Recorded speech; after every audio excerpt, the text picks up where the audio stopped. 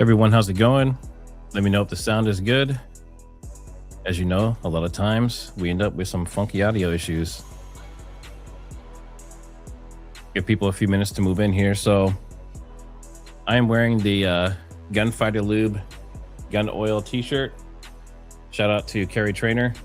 Mickey sent me this. It's by far the most comfortable shirt I've ever worn. And thanks, Ivan.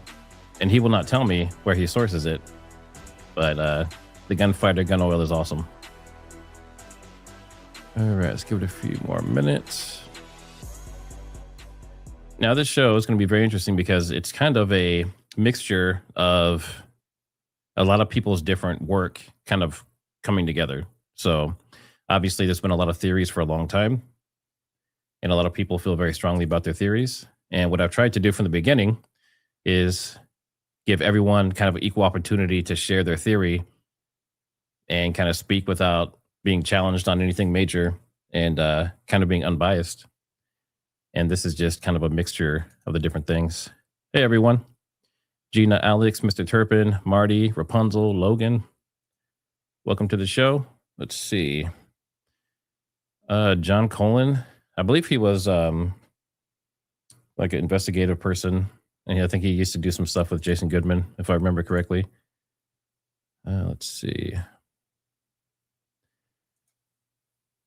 All right. Can you guys put in the chat where you're listening from? I'm always curious. There's a lot of people from overseas as well. Welcome, Susan.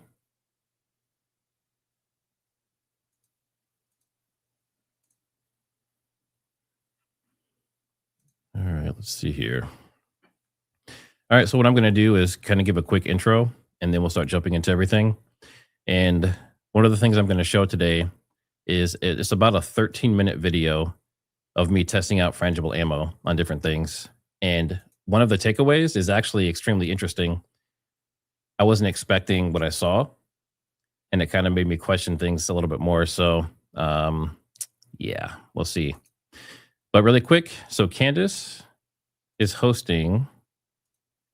Let me show this over here. Candace is actually hosting a space tonight.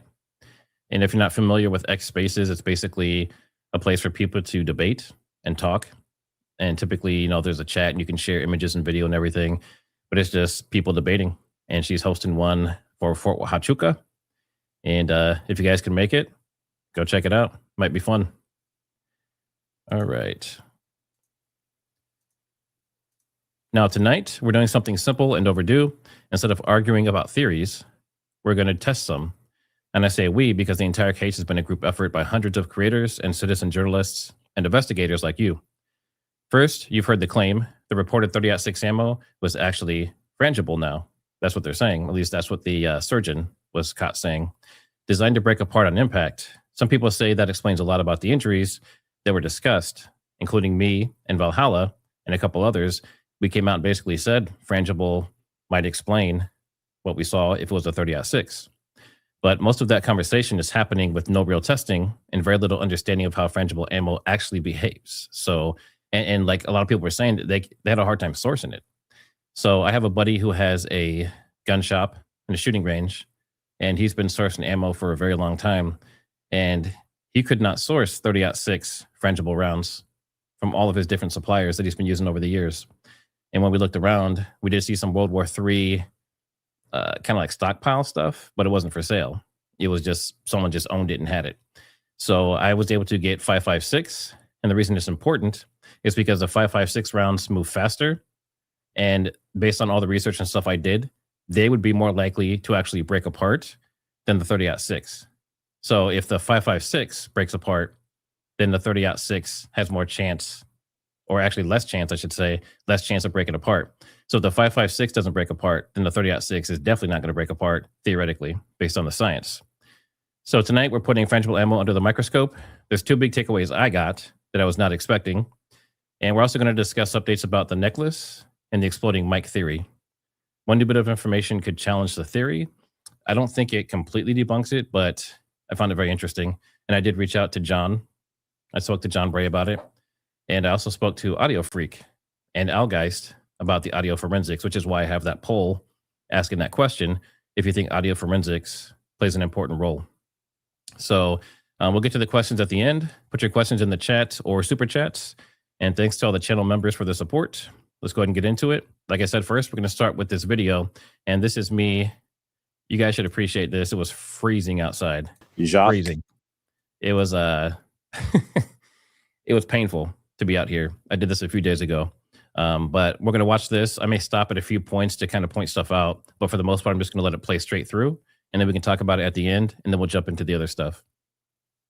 Hello and welcome back to TriggerSmart. I am out here at the range. I hope you guys appreciate this because it is freezing out here. And I'm going to be doing some testing. I'm going to be shooting. But here's the interesting part. I'm testing frangible ammo. So I had my source at 10, Jacques. I had him go out and check and see if he could find some frangible ammo. He was not able to find 30-06 frangible. There are World War II, like stockpiles of it and stuff like that. And there are some very rare companies that make it that you might be able to source. But he has a FFL and a business that regularly sources this stuff. And he couldn't find anything except 5.56. So today I'm shooting 5.56 frangible ammo. And we're going to be hitting several things. We're going to be testing on the rubber mat material. We're going to be looking at, obviously, our fruit, our water, cinder blocks, wood, and then, of course, our steel. Now, typically, we are going to expect that any hard surface like the cinder block and the steel are going to work properly with the frangible ammo. The real question is it going to work when we hit something softer? I also got some pork shoulders to test it out. They're about the size of a human neck for most people. And then I got this nice chunky ribeye over here. And I apologize for the shooting in the background if it's loud. But I have this nice ribeye here with a chunky bone in it. And we're going to see if we can get that frangible ammo to break on it. All right, guys, here we go. So I'm going to be shooting all these different items. Some are going to be with full metal jacket first of each item. And then we're going to do frangible rounds of Fiochis each item. And then after we're done, then obviously we're going to compare the damage and that kind of stuff. The thing that's interesting is that based on the research that I've done, these frangible rounds will probably pass through just about everything, except maybe the cinder block and the steel. I'm actually really curious if it's going to stop in that bone on that beef, but we'll find out. And I'm shooting my 10.5 Stag Arms, has the Velo suppressor, and then of course we have our full metal jacket and our frangible rounds here. And we're going to start off with steel with non-frangible full metal jacket.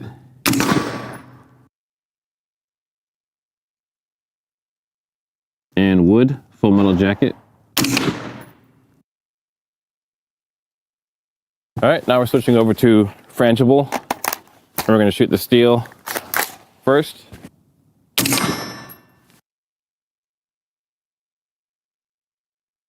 And then we're going to shoot frangible at the wood. All right, next we're going to shoot at the infinity target, and that is the rubber mat material. And I highly recommend their targets. They're pretty awesome, but we're going to see if the frangible acts any different. So we're going to shoot full metal jacket first, 55 grain.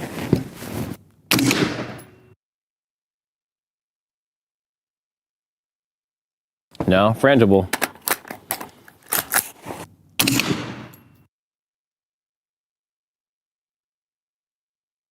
Now I can see from here, the frangible rounds started breaking up more and there's more paint splatter.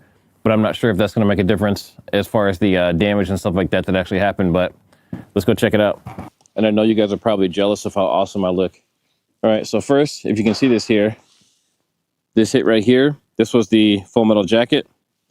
And this hit right here, that's your frangible. So you can see some of the powder and stuff that came off of that. And then we come over here to the wood. This one right here, that's the full metal jacket. And that one there, that's the frangible. Let's check the back. And as you can see, they both came through. Frangible went right through the wood. No issues. And here was the full metal jacket here. And then the frangible here. And based on that hole, it looks like it just went straight through. There was no breaking up or anything when it hit that hard rubber. All right, so this is the fun part where I get to test my accuracy and see if I don't destroy my own cameras. So we're going to start off with full metal jacket on the left. So everything that I shoot right now is going to be full metal jacket on the left side. Let's see how it goes. Cantaloupe.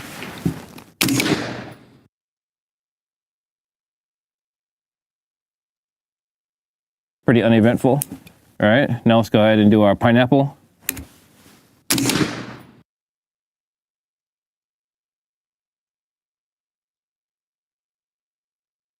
All right, and now let's do the water.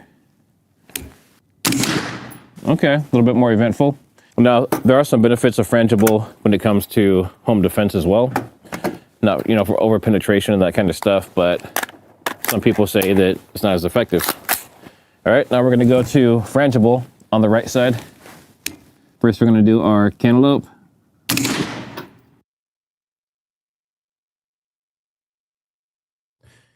Now, this is one of the parts where I want to deposit.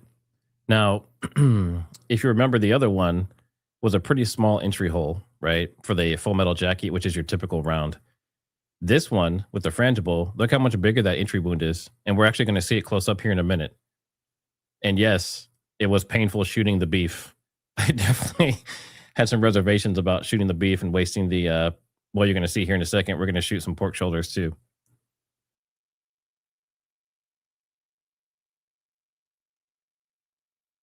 Pineapple.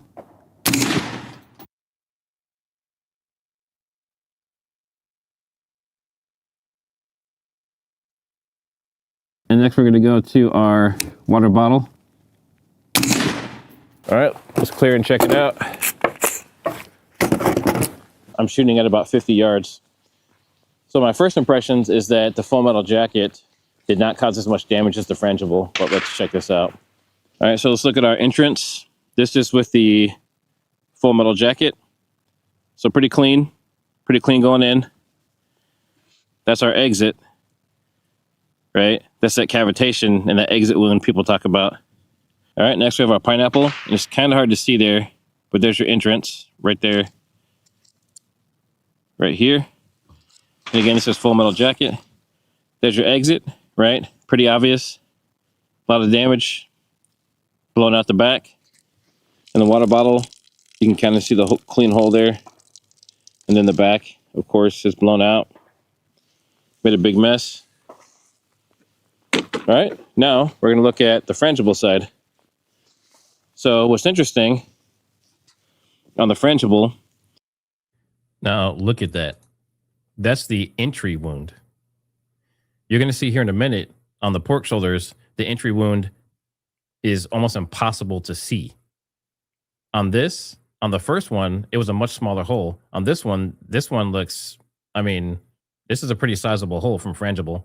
But now let's look at the back. They're almost identical. The entry and exit look almost identical from shooting this with a Frangible round. This is the entry wound. So definitely bigger, split it open. But now look at the exit. Almost identical. So that exit is almost identical. Then you have your pineapple. And now on this one, you can see that entry wound is bigger on the Frangible. So it was already breaking up when it hit. Now I can't see any obvious residue or anything. I can't see any powder. Now look at the exit. Right? Pretty blown out. But again, I don't see any powder or anything. You know, I'm looking in the wound and I don't see any traces of it like exploding into a powder. And I don't see any on the table. And then of course we have our pretty clean entry and broken out the back just like the other one. Okay, so now you saw what happens with the fruit, the steel, the rubber, and the water jugs and that kind of stuff. But now let's compare this to actual flesh and see if we can kind of replicate what may have happened and see if we can get, especially on the bone-in beef, see if we can get that to actually stop the Frangible round and not have it blow the back out. But now we need to test out this Frangible round on flesh, because if they're saying that it was a 30-06 Frangible round, we need to see if any Frangible round would work. In this case, it is 5.56, not exactly 1-to-1 with 30-06, but it's the same idea. So the next thing I'm going to do is I'm going to shoot a pork roast, and some of you are going to say, why is the plastic still on it? Well, to me, that's almost kind of functioning like the skin, right? And plastic obviously tears and rips pretty easily when it's shot. So I'm going to kind of simulate how the skin kind of holds things together, right? It is elastic, it has some give, but I left that on for that reason. And then after that, we're going to shoot our roast that has a bone. And first we're going to shoot full metal jacket at the left pork roast.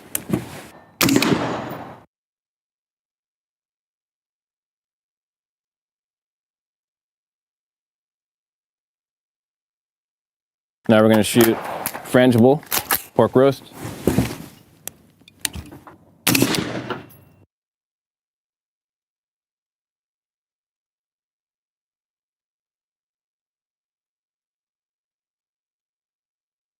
All right, let's go check it out. By the way, this Frangible ammo is $1 a round.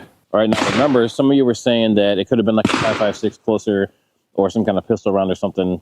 And I mean, look at this. All right, now this goes to show you what people are talking about when you can barely find or never see an entry wound. Look at that. You have the little plastic right there. That tiny little hole right there, right above my thumb. That's the entry. You can barely see it, all right? That's your exit.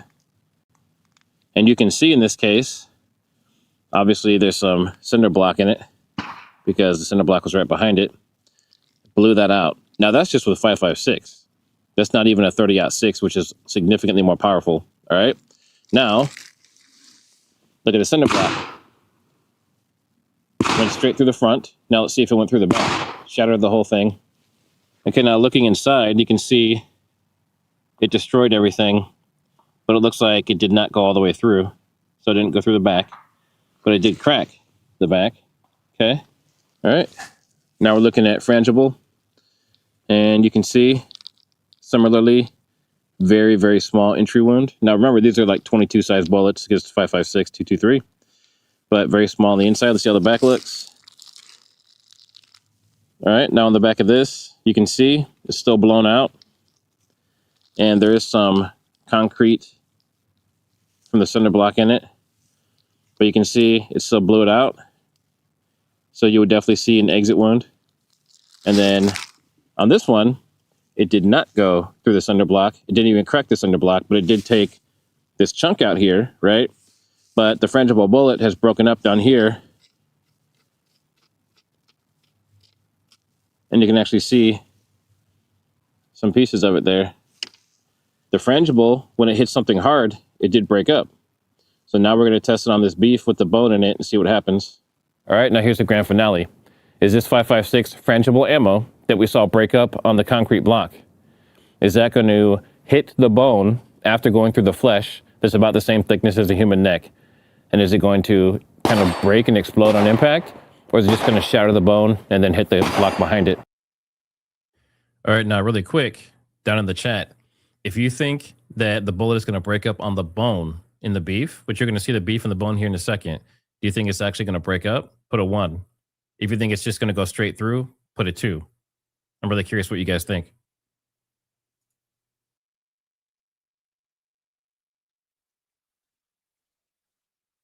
You're going to say this looks pretty thin and weak. Well, from the side, look at the thickness. That's about the same as those pork roasts, about the same as a human neck. So I'm going to shoot right through the lower part of it, and it's going to hit that bone in the back. And what we're trying to see is it going to go through the flesh and stop at the bone with the Frangible round, or is it going to go through and hit the cinder block? And if you guys appreciate me doing this in the freezing cold, not like Jesse in heavy duty country wearing tank tops out in Texas, hit that like button.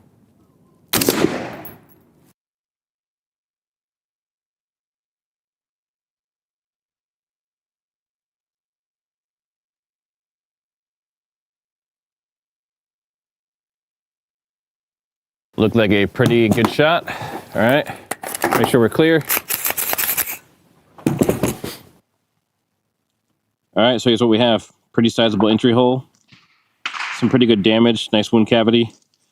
Come on the other side, and that was a pretty direct hit, right? That went straight through that bone.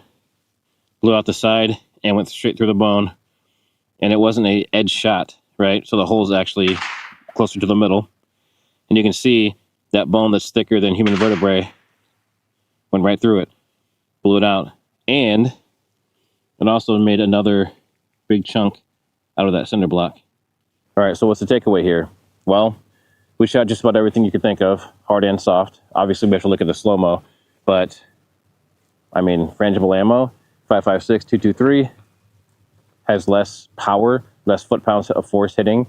It can be a fast round, and it is smaller, but in this case, it went straight through the bone, everything else. So I would say, even with the Frangible 30-06, that has significantly more power at the 140 yards. I would say Frangible's not going to make a difference. It's still going to blow his neck out. All right, so what do you guys think? Is that what you were expecting?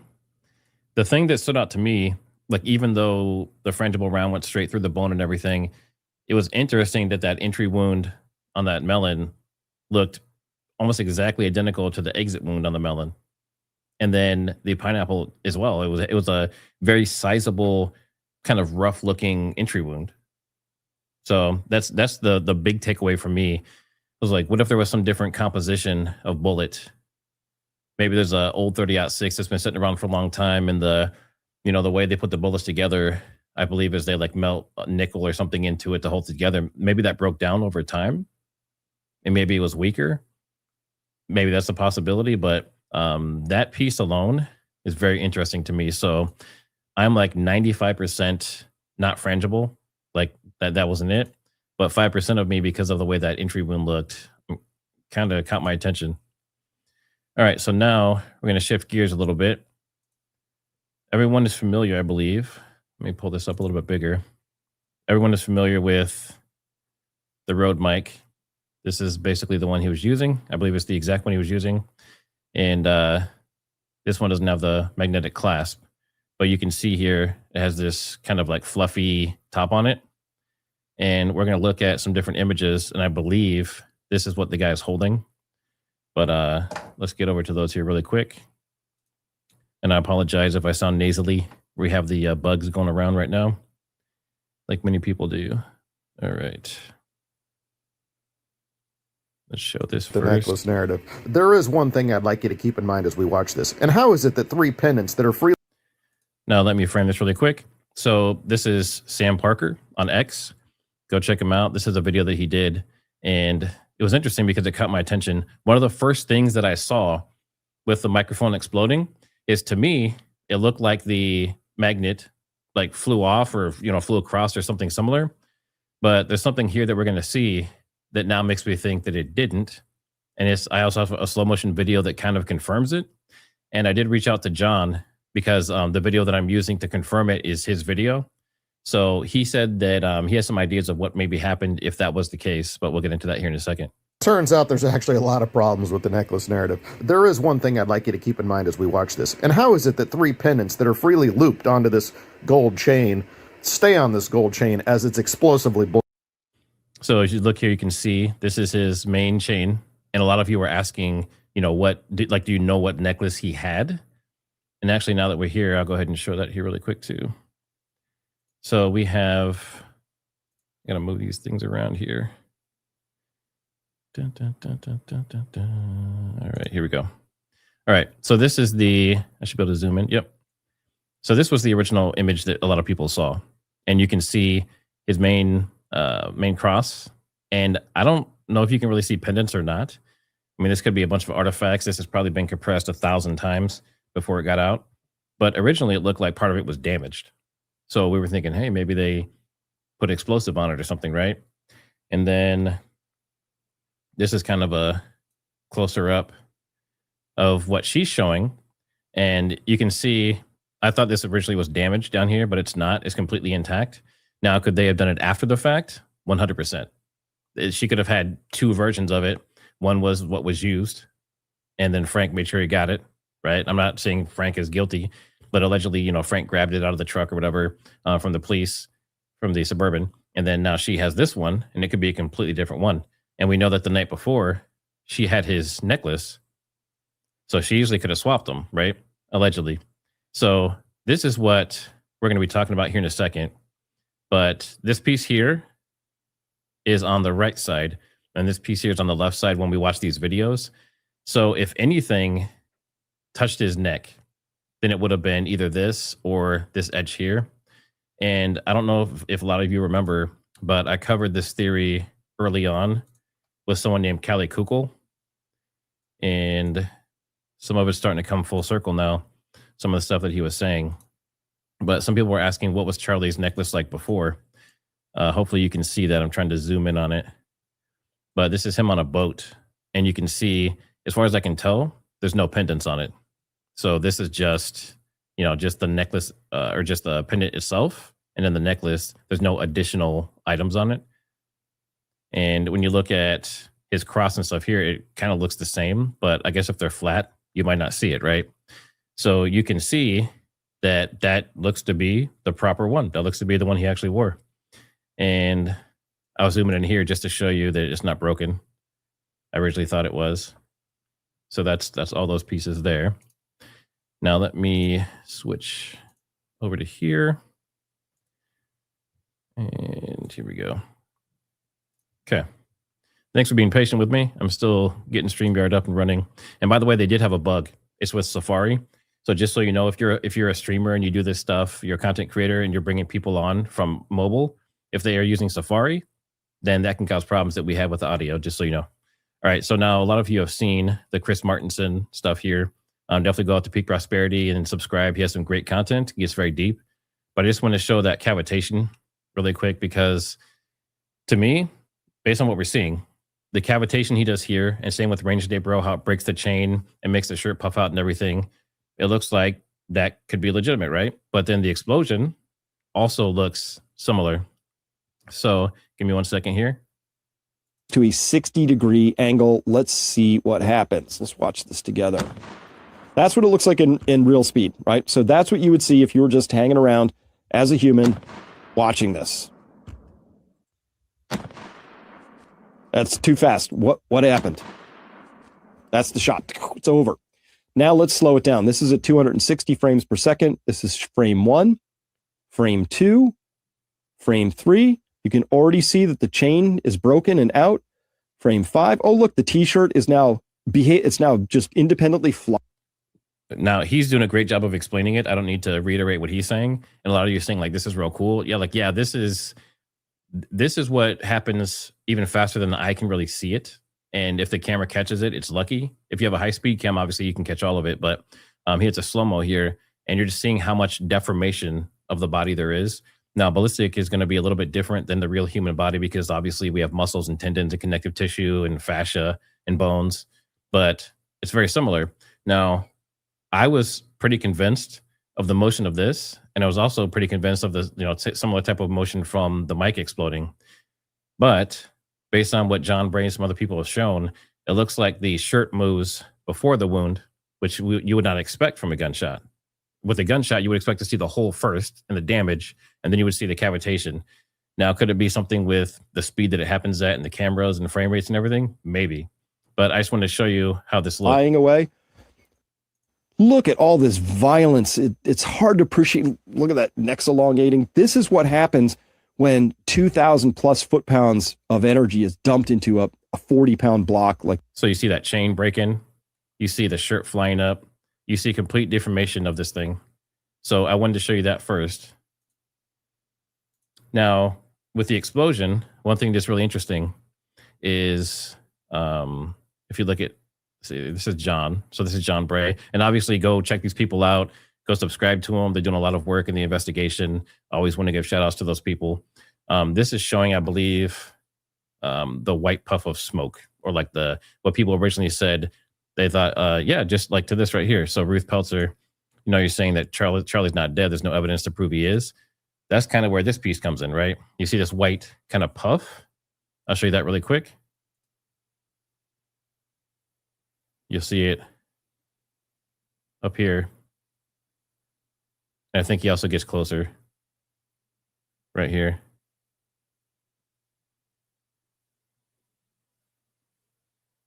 So it's very subtle. But the reason I'm showing you that is because our friend Jordan Henshaw, and Jordan, I don't know if you're in the chat. If you are, you're doing some great investigative work here. But check him out, Jordan Henshaw. He is building up pretty quick. He had a couple of videos that took off. But he basically is trying to recreate the faked death theory, right? So he's saying that, it was a, what can I think of the word? It was the prosthetic, right? So he's saying it was the prosthetic, and that it was like an air-powered rifle or some kind of pneumatic CO2 cartridge or something similar. So I just want to show this here really quick. And then I'm going to talk about what I think I figured out about the necklace.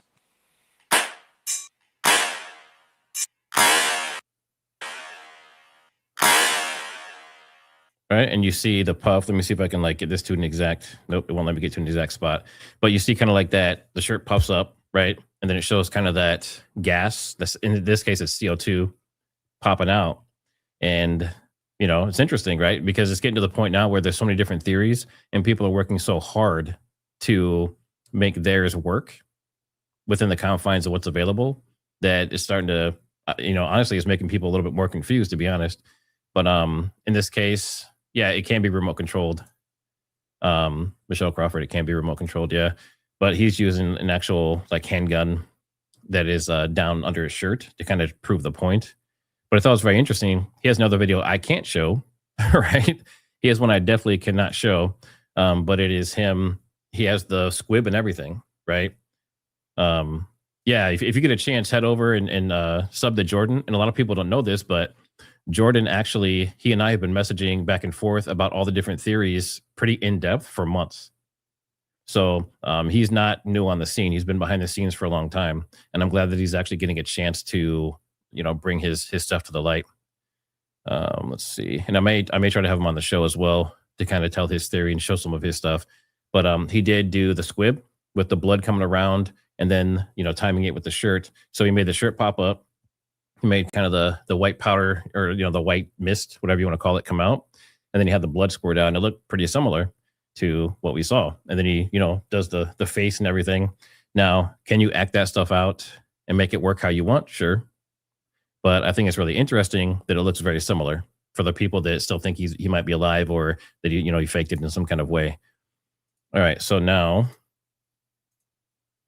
I want to talk about the different pieces of this.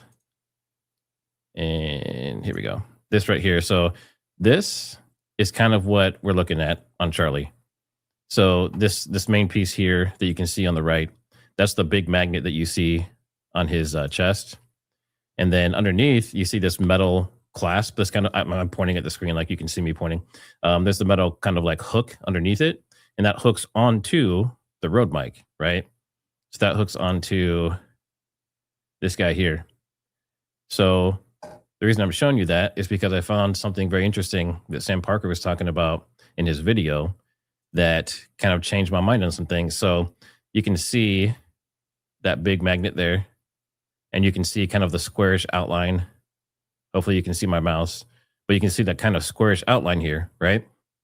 So in multiple different pictures, you can see that. And then you see here, people are talking about this kid holding this microphone. And they said it looked bigger than a microphone. I think the reason it looks bigger than a microphone is because of this, right? And this is a removable like little wind cover that goes on it. And I think that's why it looks bulkier. And if anyone who's ever done any type of outdoor filming, you have to have like 100% have to have wind control. You have to have, they call it a dead cat over your microphone or else you're going to get a bunch of wind noise. So whether he had it under his shirt or not, he would have had something like that 100%. So I believe that's what we're seeing. And then I believe there's a couple of zoom ins here. Yeah. So to me, that looks like the fluffy part combined with the microphone itself. So, I mean, definitely put it down in the comments if you disagree, but I'm kind of sold on that at this point, I guess. So let's go ahead and finish watching this blown apart Sam Parker video. This is basically talking about the necklace, but the part that he shows about the magnet is what I really want to focus on. When we first started dating, I asked him, I was like, why don't you wear a cross? I was like, why, you say you're a Christian, but you don't wear a cross. He's like, I don't know. I'm not a jewelry guy. And I was like, I understand. So for his first birthday present, I got him this cross. And then throughout time, I would always add different metals to it. And so he loved St. Michael. And so, yeah, every time he'd put this on, he just felt like it was his armor. Yeah. It's really sweet. So here are a couple close-ups of Charlie wearing that necklace from the day of the assassination. Pay close attention to how it is actually running by the Rode wireless microphone underneath his shirt. Now we're going to look at the necklace being blown apart from various different angles. And I want you to keep in mind, how is it that this necklace didn't fall to the ground after it's blown apart? And what blew it apart in the first place? And really, did all three of these pendants stay on the necklace, or did one or more of them get blown off? Notice here how the necklace is undulating in a wave-like motion. As the pendant swooshes up over his left shoulder, the gold chain is looping downward. And that's part of this overall whipping undulation motion that we see throughout all of this footage. Notice again here how the necklace is actually still attached at his shirt collar somehow and dangling to the ground but doesn't fall. Here we see the necklace ruptured from another angle, and you can see it's already doing that undulating wave-like motion as we proceed through the frames. From this frontward angle, we're going to be able to see the necklace rupture and whip around his head, and we're also going to see the emergence of the cross and possibly even the St. Michael's shield-shaped pendant. Now, as we're kind of getting into this part of the video, I want you to pay attention really close to this magnet.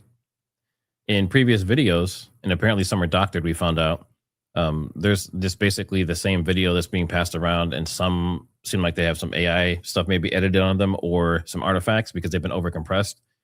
This one, though, this is this one and the one that I will show in a minute, both to me confirm that the magnet does not fly off of the shirt. So let's keep watching. From under the collar. Here we get the first glimpse of the ruptured necklace whipping. Here we see the cross pendant emerging from Charlie's collar, and it looks to be fully intact. You can see 3 of the 4 prongs, and the 4th prong looks to be pulling the shirt. So it would seem that it's still fully intact. This would suggest that it was not made into an explosive, or it was not destroyed by an explosive, because it's still completely intact. Now, I would agree with that. Typically, the only rebuttal I have to that is, what if she had more than one? So what if she swapped it the night before, it blew up, they go to the vehicle, someone grabs it and makes sure that it's not discovered or taken as evidence, and then she has another one identical to it that she's going around and showing. But let's keep going. In a few moments, we're also going to see that it's several inches away from the actual neck wound.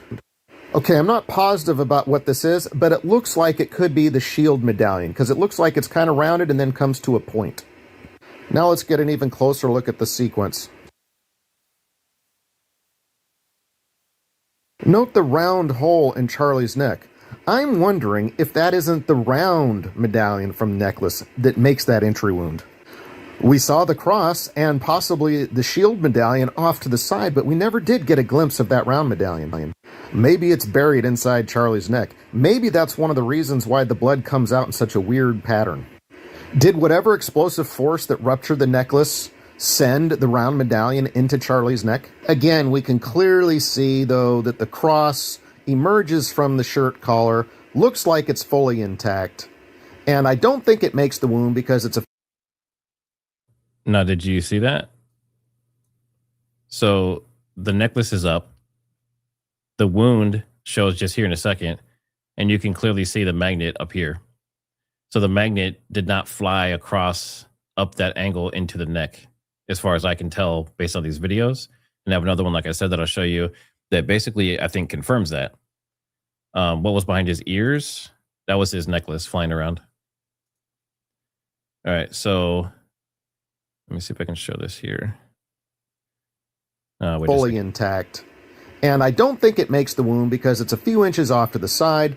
Plus, I would think that if that stabbed him in the neck, that it would get buried in there. It wouldn't come back out. So I'm inclined to think that neither the shield medallion nor the cross is what made that wound. Again, I'm thinking if any one of those 3 medallions made the wound, it's most likely that small, round St. Michael's medallion.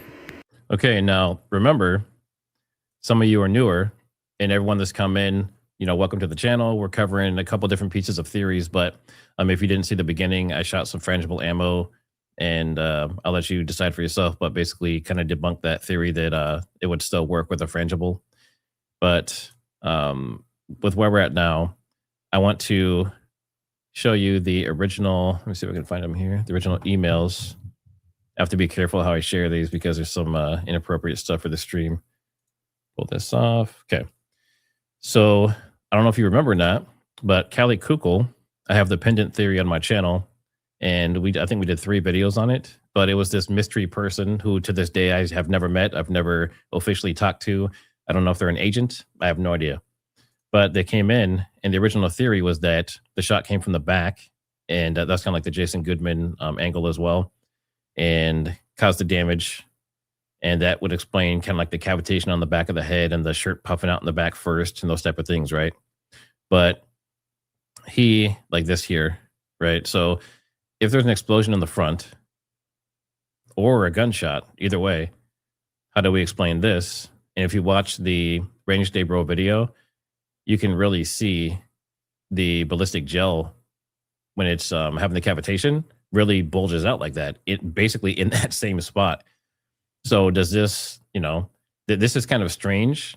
If it was an explosion, it makes a little bit more sense maybe with a gunshot because we saw the same thing on the Range Day Bro video, but it's still kind of a mystery, kind of strange.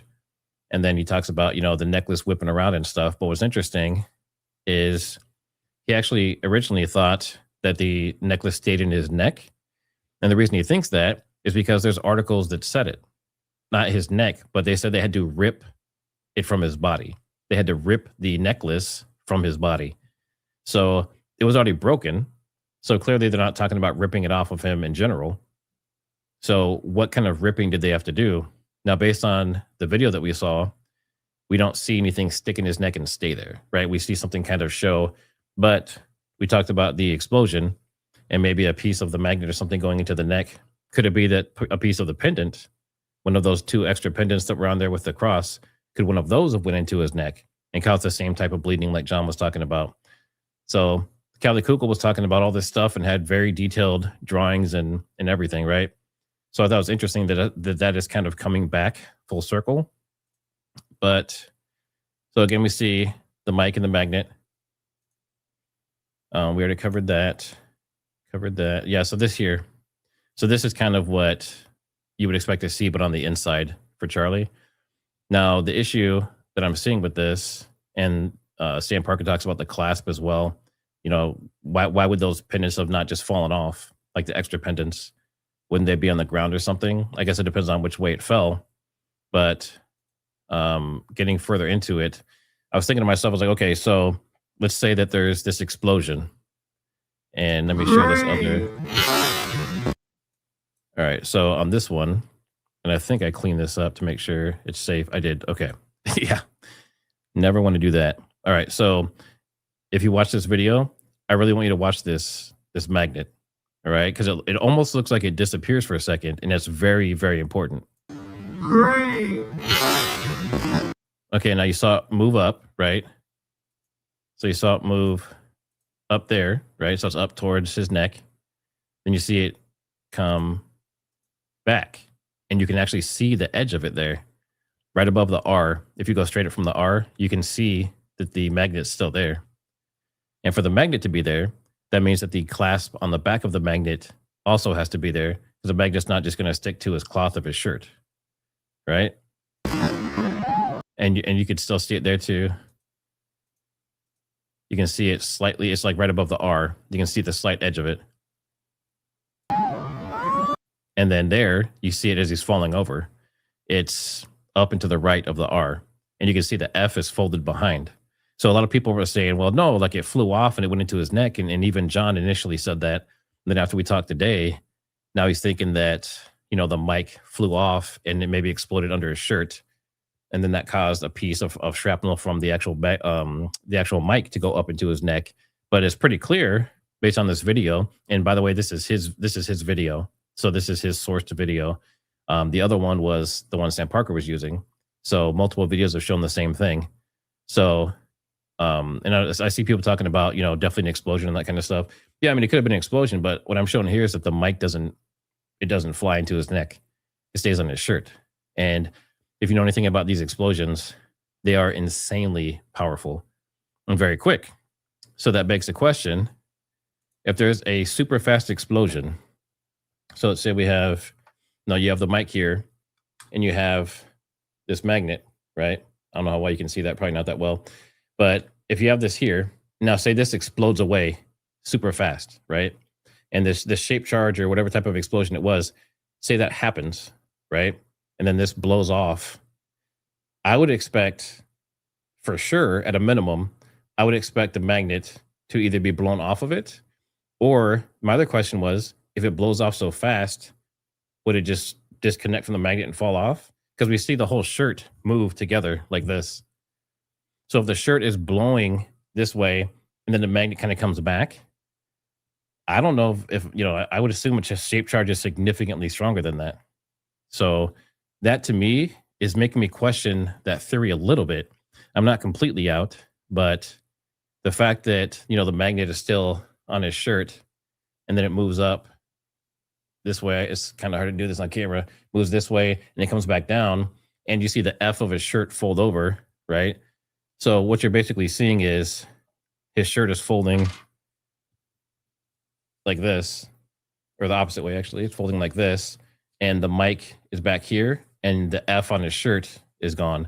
Now, remember, a lot of people were saying, oh, the F was, digitally altered because with AI, because the F disappeared. Well, no, the shirt folds. And that's what I basically saw today as I was going through these videos and Sam Parker was pointing out. So that, to me, makes me question more about the mic theory. Like I said, I'm not 100% out, but it definitely makes me think really hard about it again. And I'll show it one more time, and then we'll move on to the next stuff.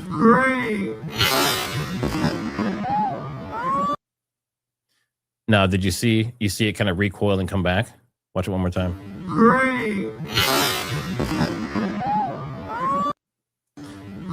So that is very interesting to me. Now, John said there could possibly have been a couple different charges. So maybe, like he said, one charge kind of moved it away from the body, and the second charge would be the actual shape charge that may have, basically cut a hole in him. That could be possible. And it could be possible that, the entire mic piece, this just, came off of the clip and the magnet, which are still clearly on the shirt. And maybe this blew up. And maybe that is what caused the shrapnel that went into the neck. And that could still obviously cause some polygonal shapes, like he said he saw from the blood coming out. And obviously we're not going to show that here. But I did a quick search and I said, can you, because, people talking about the jewelry, can you make this piece of jewelry do what we saw? And of course, this is Grok. I know you guys have mixed feelings about this kind of stuff, but it says integrating a full remote system, receiver, detonator, and battery. So a lot of people are talking about PETN. You can't only do PETN.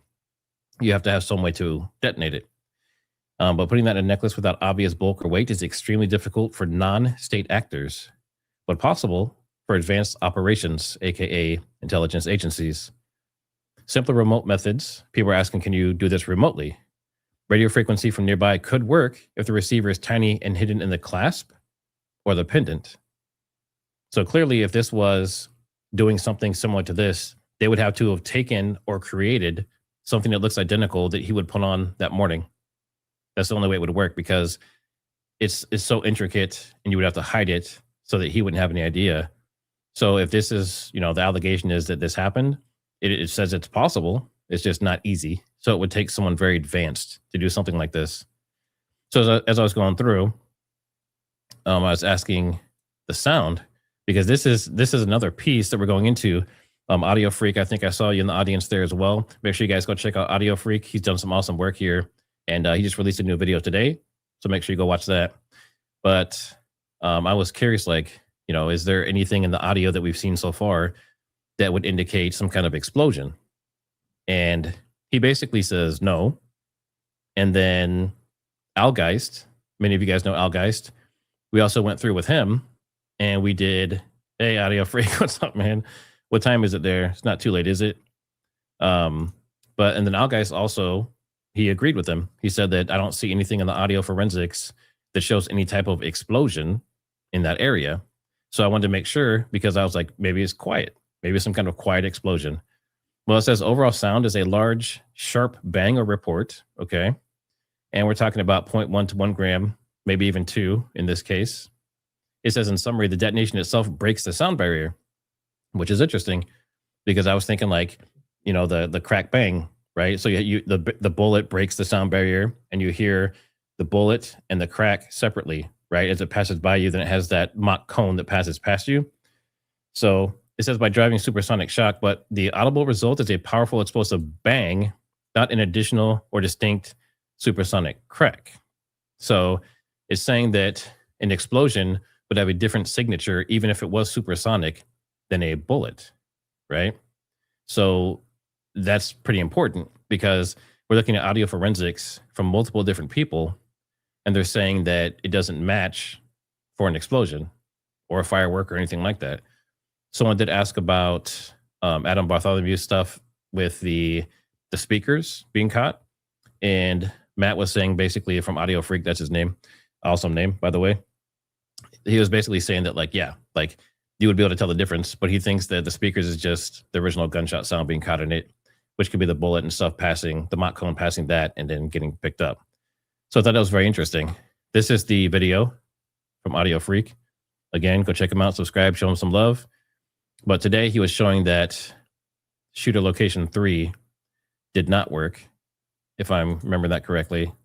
Yeah, location 3 does not fit the audio. So if you remember, this was the Chris Martenson location. So the Chris Martenson location so far, and I believe, Matt, correct me if you're not completely 100% done, but based on what you've shown so far, it is not, yeah, his ugly mug, that's what you're saying in the chat. But number 3 does not pass, right? So remember, the Losi Center didn't pass, and now the Sorensen Center, which is this one here, didn't pass. And if you're not familiar with what those are, the Losi is this one down here on the bottom. This is where they say Tyler was. And then if you come in, move to the side a little bit, rotate, this is the Sorensen shot right here. This is a Dr. Martenson shot that he was talking about, or somewhere up here, right? Somewhere possible. And it did have a clear line of sight, but he's saying the audio doesn't match that. And then he also says reflections matter more than labels. And importantly, there's no evidence of an explosion at Charlie's position. An explosion would produce a very different acoustic signature and reflection pattern. The recorded audio shows propagating sound across the courtyard, not a localized blast. Okay?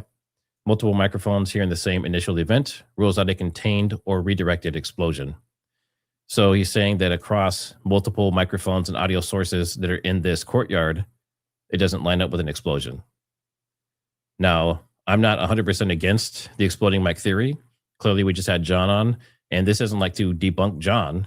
I just have some other questions because, you know, if the audio forensics is saying that it doesn't match and Algeist agreed, and then you have your, the magnet staying in place, which would mean that the mic itself separated from the magnet and did its own thing. There's a couple other pieces that need to be like kind of dug into more. But having said all that, very interesting. I did not think I would be doing a live stream today, semi-debunking multiple theories. Yeah. So I'm interested to hear your thoughts for sure on this. Yeah, it's a rough one. Let's look at some of these questions here. And of course, don't forget to like and subscribe and share this around. Definitely appreciate everyone being here. And I know people are asking about the Candace thing again. Let me pull that up. So if you're not familiar with X, if you don't have a X or previous Twitter account, it's basically, it's called a space, and it's basically a like a blog. It's like a podcast, right? It's a podcast where a bunch of people can jump in together and they can debate things. And Candace, in this case, will be running it. Let me share the screen over here. So it's this here. So if you go to Candace Owens on X, and you know, there's a reminder set right now, but once it starts, you'll see a bunch of people in there. You can join anonymously, or you can join as yourself, and you can request to talk. That's the important piece. So she's obviously going to run it, or you know, a co-host with her, and she can decide who gets to talk and who doesn't. But the important thing is people can debate. And I think she's kind of already said, let me double check here. She said automatically disqualified to speak if you're trying to sell the 30-06 bullet magic neck theory. So they don't want to hear about that. So that's just the only caveat there. But definitely check it out. I think it's going to be interesting. This is kind of a replacement for her podcast because we know she's out this week for vacation. I think it's going to be crazy, personally. Let me start looking at some of these questions here. A lot of questions. All right. So first, let me update this poll here. Let's see the first one. So the first poll was, do you believe the audio forensics play an important role in the investigation? It says 84% of you said yes. So now based on that, if 84% of you say yes, and Audio Freak and Algeist and some other people agree from the audio perspective that it doesn't match an explosion based on the caveat, based on the exact angles, audio sources, and the quality of those sources that they have, would that change your mind about the exploding mic theory? Knowing that there's pieces of plastic in the vehicle and they paved over the spot. There's a lot of things that are conflicting here. So I just want to put this stuff out there so people could decide for themselves and maybe dig in deeper, right? Because a lot of you are investigating this as well. All right, now new poll. Is the mic theory still credible? All right. Yes, someone is asking if I can get L Guys and Jordan together. I am speaking to both of them at the moment to see if we can get something organized. All right. Let's go ahead and look at questions now. Eric was hanging Charlie's cross chain out the car window after he died. Was that the original one? There's no way to know. She could have definitely had more than one. It could have been the original. I don't know. Let's see. It's not just turning into dust and going to become impossible to find. Yeah. So the Frangible round, the one that hit the cinder block, it didn't just like turn to powder like you see in some of those like high-speed ballistic videos. There were definitely some chunks of bullet. And if you remember, obviously the reports have been kind of debunked at this point from Andrew, but he did say originally that there was a piece of a bullet, like some shrapnel, basically, and that would fit with a, we'll say a 30-06 in this case. Some people thought it was like a 5.56 sounding gun, but that would fit theoretically if it was frangible.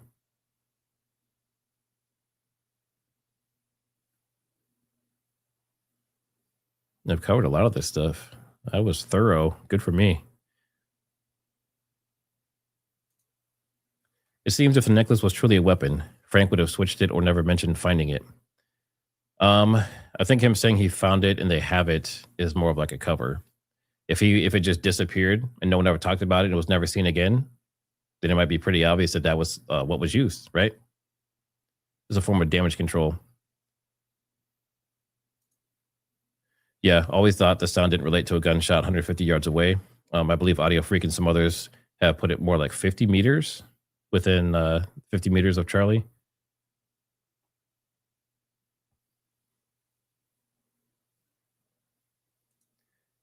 So for frangible bullet or plastic particles, I don't believe there was enough, from what I saw, I don't think there was enough particles on the floor of the vehicle to account for just one ballistic bullet, or one frangible bullet, I should say. So that's kind of strange as well. Someone else, actually, this is interesting. Someone else had an email that they sent me, and she said it's symbolism too, because you have the pieces of plastic or whatever it may be on the floor of the vehicle next to yellow candies, which may have been mints or whatever it was, or lozenges. But someone says that's could be symbolism, right? You have yellow, which is I guess Candace's favorite color, and it's candy like Candace, and she was putting that together, saying maybe it was like a message. Thought that was very interesting. Yeah, I think a lot of people agree with Eugene.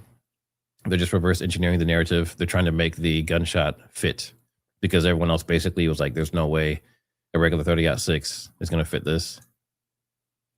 Savannah Barbiri, thanks for the super sticker.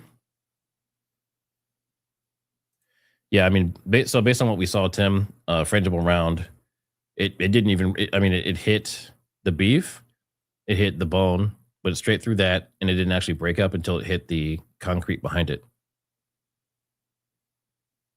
I'm trying to get closer to some newer questions. Let's see.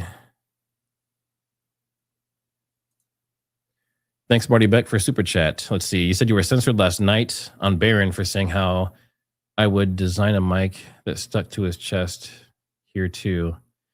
I don't know about here too. I don't know if you were censored by YouTube, but you're not censored by me.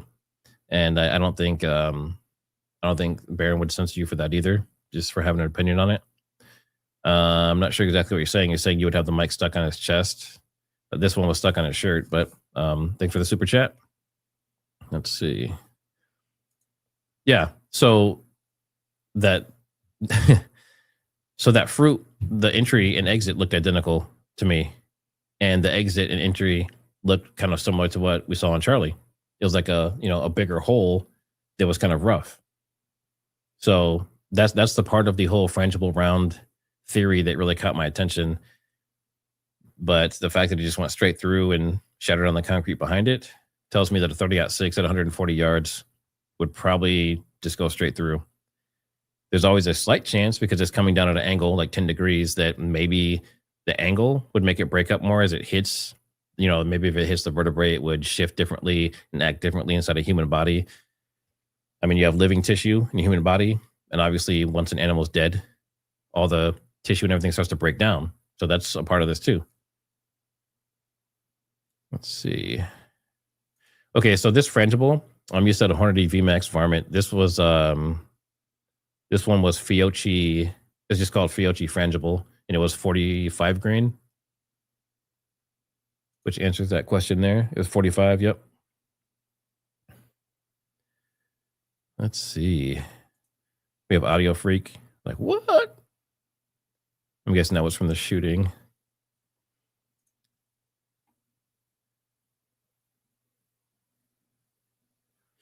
Okay, so I'm seeing a lot of these type of messages saying they were a Valhalla fan, but he flipped. So yeah. So I don't like message or talk to any of those channels. I reached out to them early on when I had like 30,000 subscribers, and no one responded back to me. But obviously, they've shouted out to me on their channels, and I've messaged them through super chats and stuff like that. I don't think that he flipped. I think that what he heard really bothered him a lot. And I think that's why we saw him very aggressive and emotional about it. And I think that's why, like you said, one and done, right? He just covered it and then he moved on. And there's other pieces of that I'll probably do a live tomorrow or Wednesday that I really want to get into. Excuse me. I really want to get deeper into the Mitch stuff, because I have a suspicion that, and actually an article as well, that basically say the opposite. It says that the women were abusing him and his kid, and the women have abused multiple people and accused multiple people of abusing them. Whether it's true or not, I don't know. That's why I want to wait till tomorrow to cover that, because I don't want to jump on it and find out that it's like some fake article or something.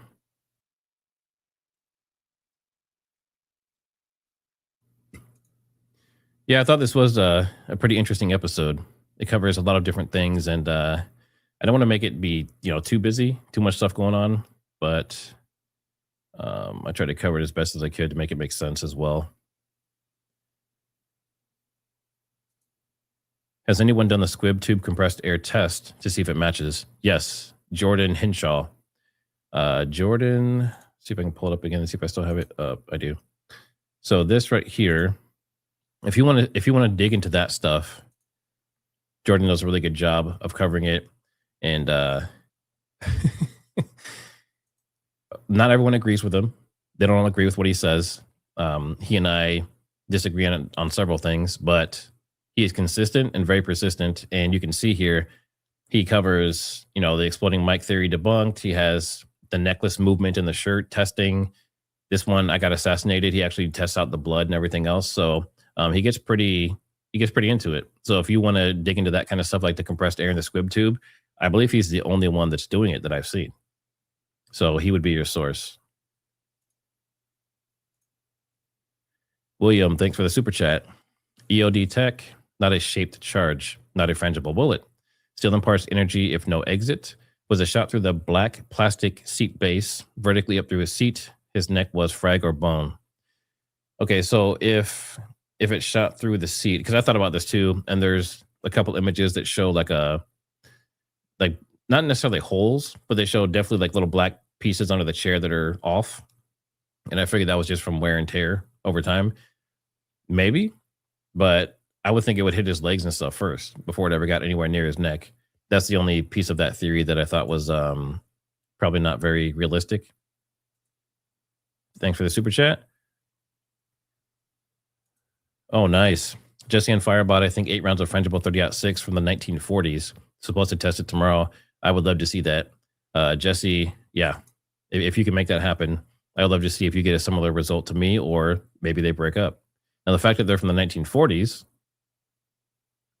there's a higher chance they'd break up, right? Because they've been breaking down. They've been exposed to different temperatures and all that kind of stuff. So maybe we can get that to work.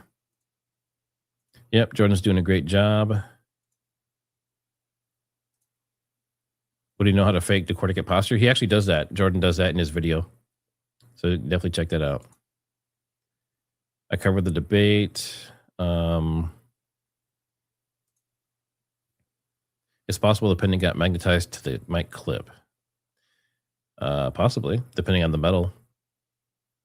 Some of those ones like nickel and certain things, don't quote me. I'm not like a metal smith or anything, but I think some of those different metals aren't very magnetic, but it's possible.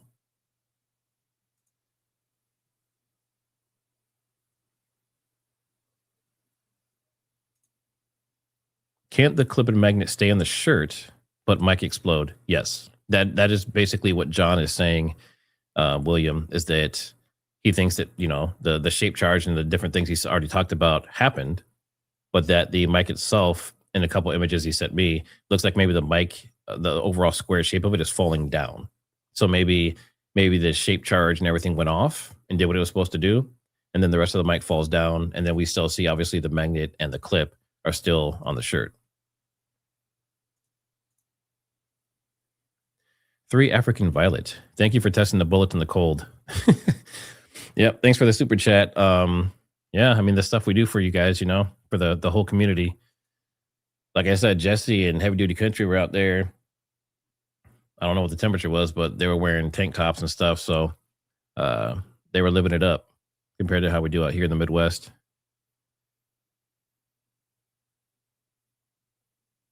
Did I see the Tyler Robinson hearing today?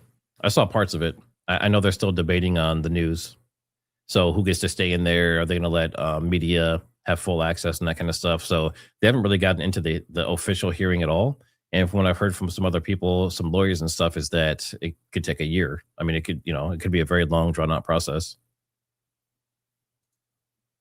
Let's see, split hair. If the mic moves from explosion, wouldn't the magnet fall off? From a traditional explosion, you would expect this to just fly away. And actually, there's a guy, I always forget his name. There's a guy on YouTube that tests it. He actually like uses some kind of little mini explosive and blows up under the shirt. But the mic always flies away. It always goes away from his body. So for this is a different kind of explosion. It's directional. So in theory, like I was saying, I would think that if it happens that fast, and we're talking insanely fast, way faster than a bullet, right? Way faster than the speed of sound. If it moved that fast and there's a shape charge, it would move the mic very fast. And I would expect that magnet would not stay attached. But we also saw that the clip was still there, or else the magnet would have stuck to the shirt. So there's some strange things happening under that shirt. Obviously, we don't know all the details. I know Baron has some pictures that other people haven't seen.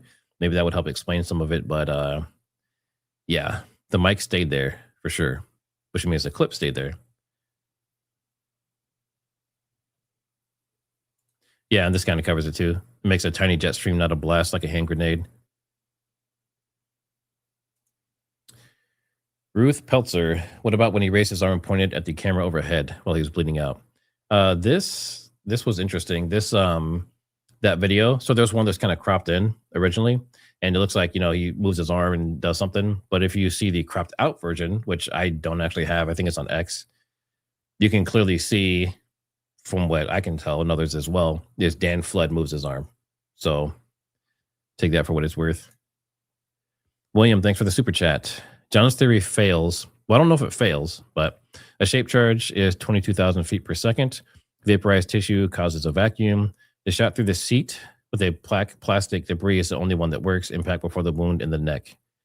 I mean, I don't know anyone who's dug super deep into that theory of a shot from underneath him. I'd be interested if anyone has. Like I said, I think it would still hit his legs and stuff first before it would actually get up to his neck, because he was leaning, you know, kind of backwards. So that, I mean, the angle, I don't know. I would have to mess around with that one, but a lot of people aren't putting a lot of weight in that particular one. Let's see. Wired underneath. If you're talking about the microphone, it is just the actual clip piece. Let me see if I can do a double screen here.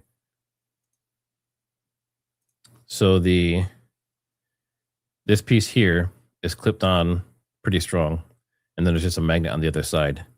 And for the aftermarket one, I'm not sure how strong that is, but it's not wired. It's completely it's just clipped on and magnetized, and then the mic itself is wireless. So there's no wires there, unless they did something. It'd be very strange if they wired something up.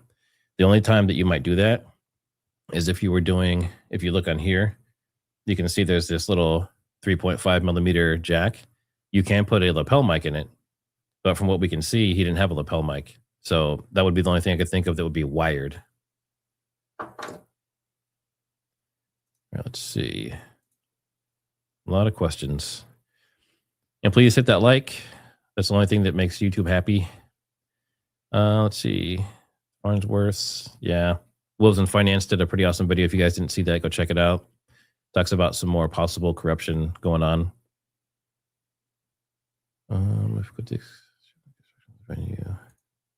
The acoustics get thrown off by the shape and construction of the venue, 100%. And that's been something that people working on the audio forensics have had a hard time with. But there was, let me see if I can find the spot. Where is it? Okay, so let me share this. Maybe. There we go. So if you look up here, kind of near the top, there's this yellow pen right there. That was one of the spots that we have, well, he has audio for. And if there was an explosion, it would hit that mic first before hitting the wall or the tunnel or anything else. So that one would be clean. You would have a pretty straightforward shot of the audio and be able to tell if there was something there. So I think that one, I don't know if he's officially finished processing that one, but that would be my guess. And Matt, if you're still in the chat, maybe you can chime in and let us know on that one. Let's see. You have to do the Frangible around 140 yards at least to make it accurate. Obviously, perfect case scenario would be 30-06 with his exact gun, with the exact ammo he used. And it would have to be, if it's like a 1940s or like aged World War II frangible ammo, I would need that too. And that ammo would have to have been kept in the exact same conditions that he kept it in for all the years and all the changes and stuff and the moisture and everything else I went through. So we're not going to be able to do an exact 1-for-1, but it sounds like Jesse on Fire might be attempting to do a 30-06 frangible, and that would be awesome to see.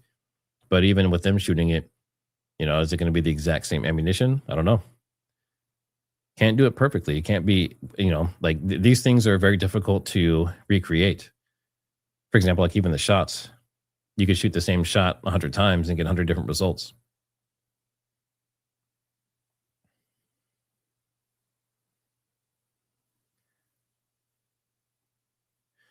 Yeah, let's see.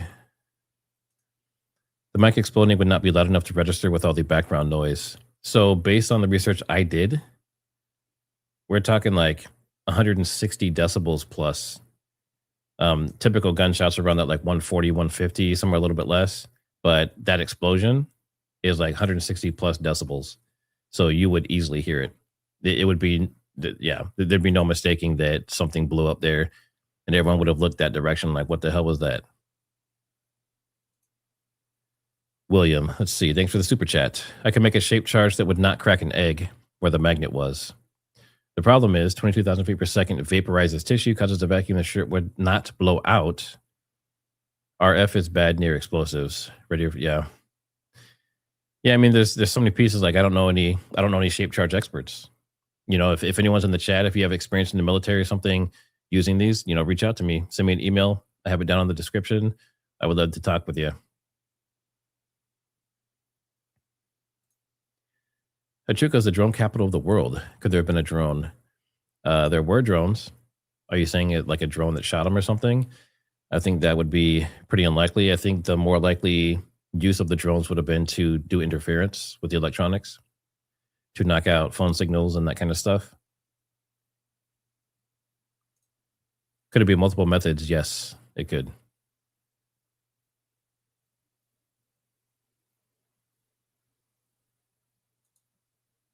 All right, let's check on this poll over here.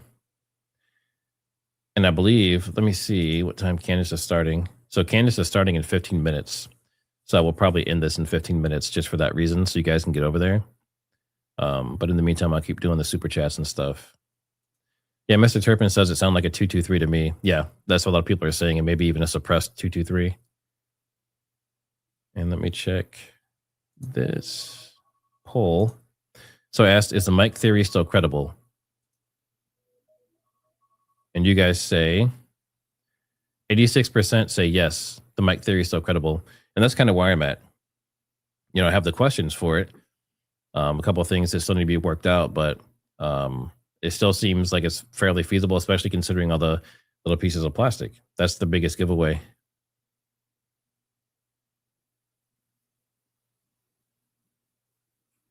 Trying to get to the super chats here.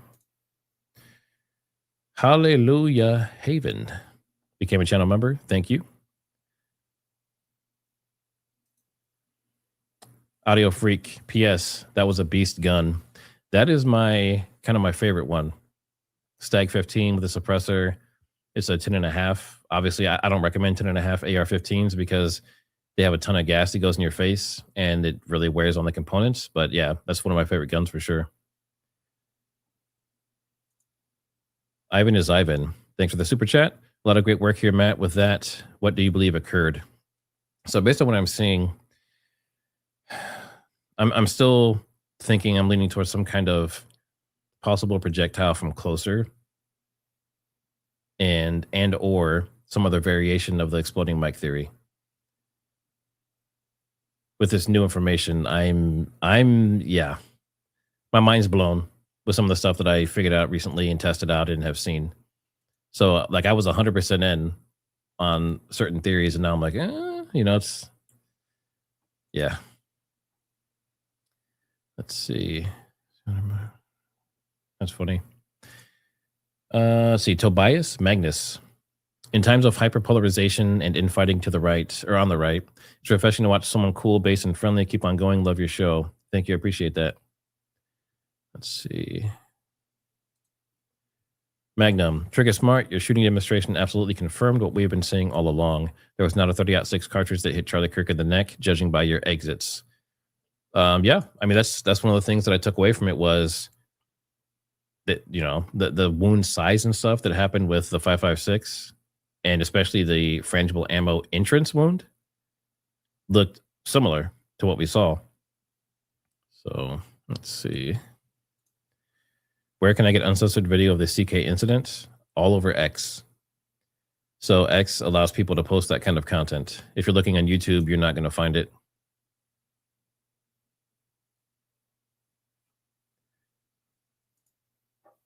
Texas T, thanks for the super chat. Excellent work. Do you think Charlie had something under his shirt other than the mic that could have caused the explosion? I saw a photo where it looked like he had a square box in the middle of his chest. So I've seen a lot of photos like that too. And I know that Baron mentioned something about, marks under his right nipple area on his rib. It's completely possible they could have had other things on him, but I don't know what purpose they would serve. So maybe he was sold something. They're like, hey, we have this other, audio source we want to record to this time. So put on this extra pack, right? I don't know. So all the shirt violence happens before Sons of Blood. Correct. Which is why the exploding mic theory was so interesting because it made sense. You see the shirt do all its stuff. You see the pendant come up near the neck and then that goes back down and then you see the wound. So it doesn't make sense for a gunshot. Like you could see in the demonstration that I did at the beginning of the video, you see the entrance immediately. Now on the pork shoulders, it was harder to see, but with frangible ammo, it was pretty obvious on everything. It kind of blew out the front. Marty Beck, thanks for the super chat. Let's see. You didn't censor me, neither did Baron. YouTube did. Okay. Yep. Any mention of how to do it gets censored? I think the mic is over the target. I think typically the censorship comes from the combination of words that you use. There was a comment that I did in my own stream that I got censored on a few minutes ago. So you just have to find the combination of words that work, and you can use code words if you want. I know a lot of people, like Coach Colin uses Philadelphia. Other people say tadpoles instead of human trafficking stuff. So do I believe Tyler will make it to trial? I believe he will. Do I think the trial is going to be fair and impartial? I don't know. Bullet. Gadget Inspector. Did Charlie suck on them nicotine things? Maybe one of them exploded in his mouth. I have heard that from a few people, but yeah, this seems pretty far-fetched. I don't know. Audio Freak. Yes, I'm in the chat. Sorry, had to make a cup of what? Did you make tea or coffee or what? What do you drink over there in Europe? Let's see. 30-6 will leave a bigger exit. 50 or 140 yards, half factor. Yeah. He said I explained the mic explosion well. Okay, good. Make sure I do it justice. Stephanie Saresi, thanks for the super chat. The casing of the battery pack you were holding looks like the square black thing that fell from the top back of the tent. Okay, so you're saying that, let me share this here.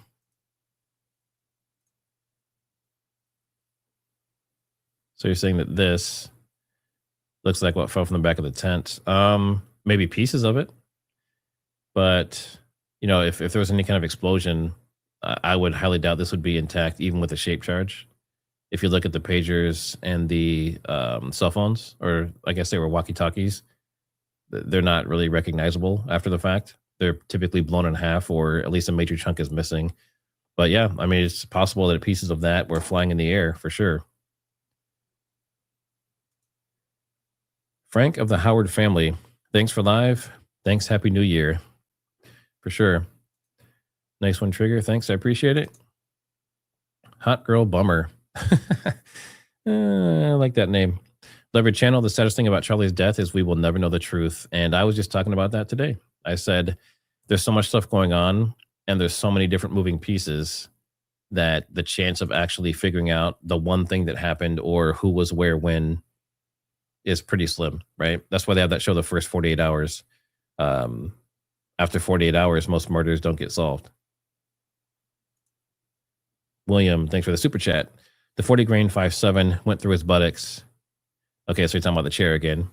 And traveled up to T1, 20,000 feet per second, does not cause cavitation. And then you see the shock. Yeah, so 5.7, for people that don't know, the 5.7 round is actually like armor piercing from a pistol, which is pretty impressive. 9mm and a lot of the other rounds won't go through like level 3 armor, but the 5.7 kind of just slices right through. It's kind of like a hybrid between the rifle and pistol. I get what you're saying, William. If you want to email me, we can definitely chat more in depth. Sunny Marie, my problem with the entire shot from a roof 140 feet away is the sound. The explosive sound from a gun would be closest.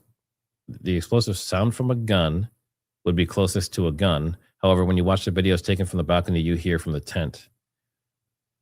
Let's see. Yeah, I mean, a lot of people are questioning the sound, and the fact that they see fireworks and that kind of stuff gave a lot more weight to the exploding mic theory or some kind of explosion happening. But yeah, that's tough. And I think Audio Freak's working on some more pieces, and he might be able to whittle it down to like 1 or 2 locations where the shot could have come from. But like I said, him and Algeist both agree. If anyone else does this kind of audio forensics, then please let us know, and we'll definitely give you a chance to look at everything and give your feedback. But it's looking like the audio doesn't support any kind of explosion there. And based on what I said earlier, and the research I've done, they're like 160 decibels, so they're as loud or louder than a gunshot. So they definitely would have been picked up by the microphones from the different phones and stuff. Silvana Barberi, thanks for the super chat. Could this be rigged to look real?